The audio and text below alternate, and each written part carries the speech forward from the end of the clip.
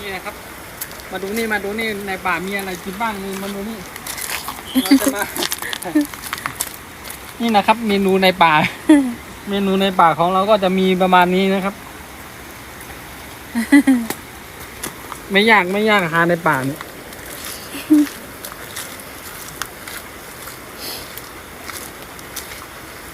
แค่โอ๊กกิ้งเดี๋ยวก็มาส่งแล้ว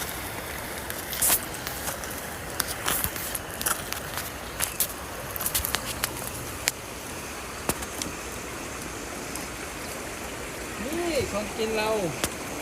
ดูนี่เห็ดเนี่ยเห็ดธรรมชาติเนี่ยกินอร่อยมากนะเนี่ย เห็นอะไร เห็ดไม้นี่แหละต่อไม้นี่มันกินได้นี่ ไม่ได้ ทำไมจะกินไม่ได้โอ้ เบื่อ เปลือกนี่เลย